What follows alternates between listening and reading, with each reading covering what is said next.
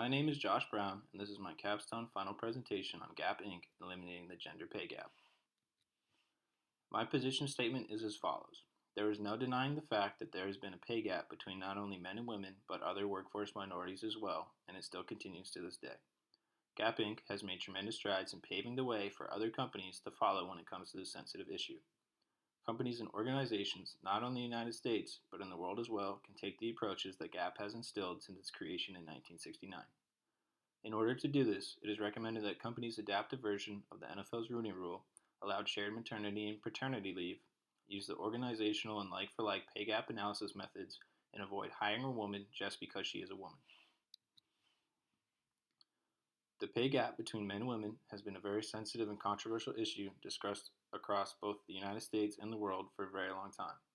Back in 2016, the U.S. Census Bureau conducted a study and determined that within the country, females make 80% of what males earn. In other words, women make 80 cents for every $1 that men do, while women make up very close to half of the current workforce. Though there have been advances over time, the current rate of increase in women's wages is so small that it is projected to take until 2059 for women to have the same average salary as men within the country.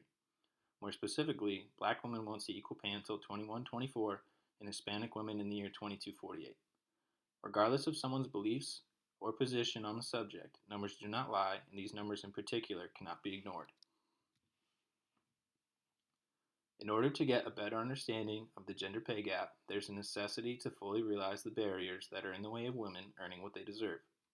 The first of these barriers is a result of cultural and societal norms where women will typically self-select jobs that are part-time with more flexible hours, and in turn are for less pay. When a woman has outside family responsibilities that may require part-time work or even career breaks, which leads to an increased level in the pay gap. The second barrier would be occupational segregation, where women are less likely to achieve degrees in scientific, technical, engineering, and mathematical fields, which are higher paying and male-dominated. Even in female-dominated industries, women are still at a financial disadvantage due to the clustering of women in lower-level positions with a lack of advancement and promotions, which is the third barrier. In 2011, an examination at the Fortune 500 companies revealed that women make up 50% of all employees, but only represent 50% of managers, 16.6% of board members, 14.3% of executive officers, and a mere 3.8% of CEOs. Psychological traits make the fourth barrier, and these are things like women having lower self-esteem, placing a lower value on money, and being less competitive. These differences drive women to stay away from the performance-based jobs and are less likely to participate in competitive environments where there is more money for them to potentially earn. The final barrier is overall discrimination and unconscious bias. This attributes to 38% of the pay gap and is stemmed from experience and cultural stereotypes where managers will, without knowing it, not acknowledge a woman for a position because a woman typically has not or currently does not have that position already.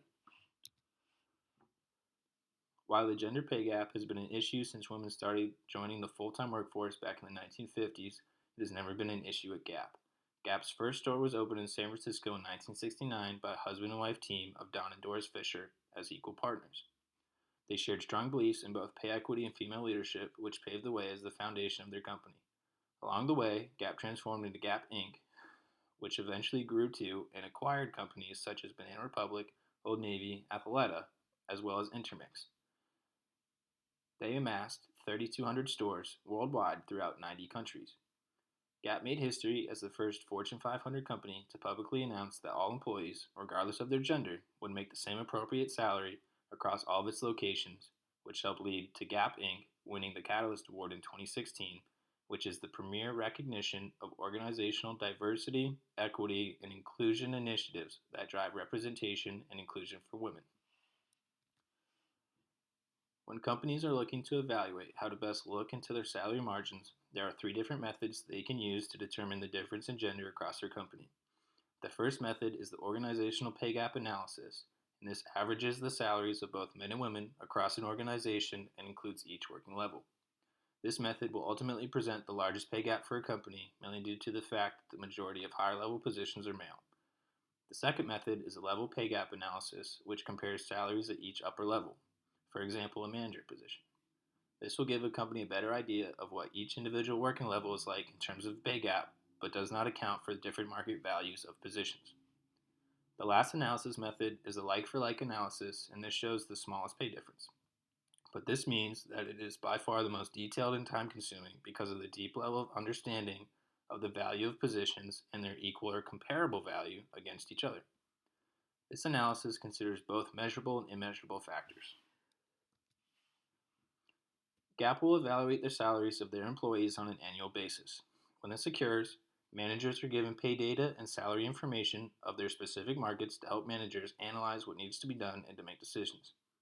These figures are meant to assist the managers in the process, not to make the decisions for them.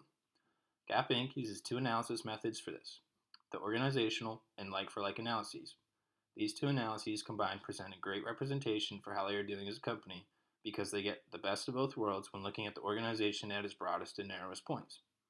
If a pay difference is found, then Gap Inc. has a promotion and equity budget put in place specifically to make up for any lost ground. Companies may look at the work that Gap Inc. has put into maintaining an equal wage gap between men and women and think to themselves that it might not be worth it in the long run, when in reality, it's the exact opposite. When companies have the ability to both recruit and retain female employees, it is a great benefit for both sides.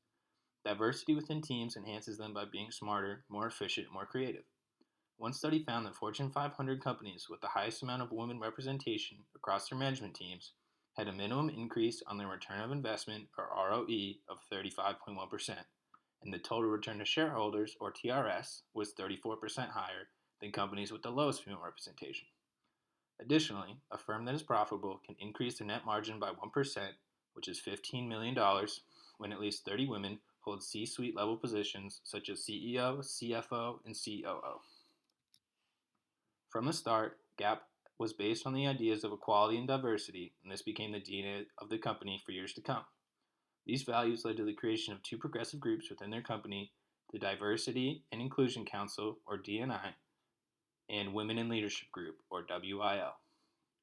The D&I Council will discuss sensitive and controversial topics going on in society, such as racial shootings and anti-transgender bills. The WIL group started with discussing things such as how to progress into leadership positions, and later added topics such as flexibility, pay, and mobility for employees.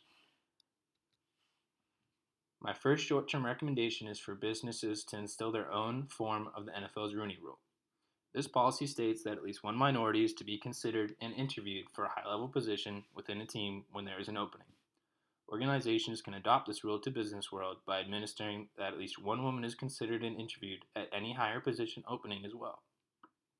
This creates a win-win through businesses potentially finding the best person for the job that they hadn't perhaps considered before, and this gives women the opportunity to show how qualified they are for a position, and they should not be overlooked. My second short-term recommendation is for all companies to adopt the shared maternity leave policy that England has. This policy states that new parents have 52 weeks of parental leave, and it can be split between both parents evenly. This shows employees that companies acknowledge domestic responsibilities and not just corporate ones. This also will directly attack a company's pay gap by both parents taking pay cuts over the same amount of time. My first long-term recommendation is for organizations to combine the organizational and like-for-like pay gap analyses when determining the differences in gender pay. The organizational method will show how oversaturated men positions are at the top and how oversaturated women are at the bottom. The like-for-like method uses context-based criteria to be able to determine specifically where the gender pay gap is at its highest and lowest points. This combination of the two methods will give the broadest and narrowest views that ultimately show the real differences that a company will need to address financially. My second long-term recommendation is more of a warning for companies to not go out and just hire a woman for the sake that she is a woman. This case was not about hiring or promoting more women to instantly benefit your company. It was about giving women more opportunities to show that they do not deserve the gender pay gap that exists. A hiring or promoting process should still properly address each individual person on a contextual basis and give the job to the best possible fit, regardless of their gender. While the adaptation of the NFL's Rooney Rule that I previously suggested should still be applied to business, it should not require you to hire a woman. It requires that women are given the same chances and opportunities as men to start and progress their careers. Thank you very much for your time.